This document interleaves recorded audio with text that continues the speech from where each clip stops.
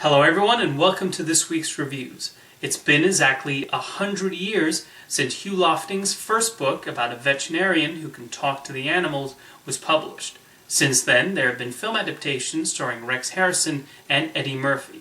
And now, Robert Downey Jr. assumes the role as he goes on a journey with his furry and feathery friends. This is Dolittle.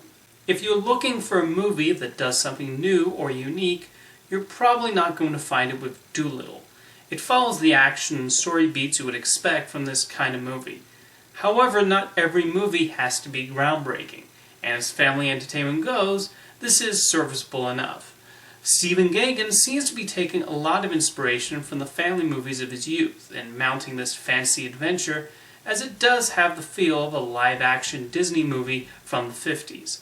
The special effects used to bring the animals to life are rather impressive, and I thought Robert Downey Jr. putting on a Welsh accent to play Dolittle was quite inspired.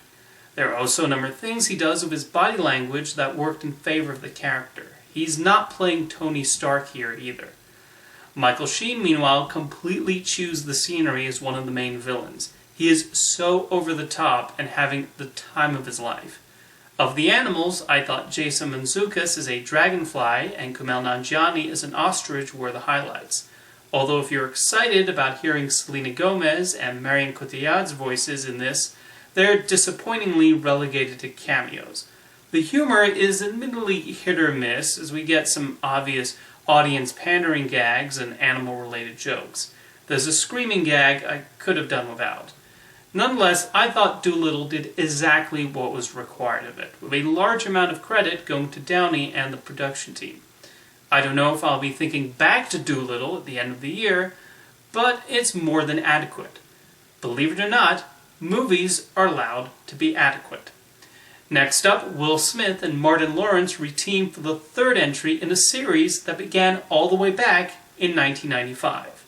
Bad Boys for Life. With this new movie coming almost 17 years after Bad Boys 2, Smith and Lawrence able to slip back into the roles of detectives Mike Lowry and Marcus Burnett and exhibit solid chemistry with each other. Lawrence especially gets the chance to show his acting chops at times. I think he's an underrated comedic actor, and it's been nice seeing him on the big screen again in both this and last year's The Beach Bum. I actually think this is the best of the Bad Boys movies, but that's not saying much since I wasn't particularly fond of the first two. One positive is that the action is not quite as frenetically edited in this sequel, as Michael Bay is not in the director's chair this time around. The new directors, Adil Al-Arbi and Bilal Fallah, do mount some solid action sequences, although the film is at its best with the car chases and hand-to-hand combat scenes. The shoot-'em-up scenes do descend into the usual array of guns firing, and I think it's hard to make that sort of action exciting for stretches of time, and there is a fair amount of gunplay here.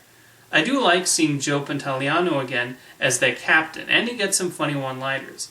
There's also a team of younger officers that Mike and Marcus partner with, but their scenes almost feel like setup for a potential streaming or television series spin-off. The villains are not all that interesting, and the plot does go down some contrived roads.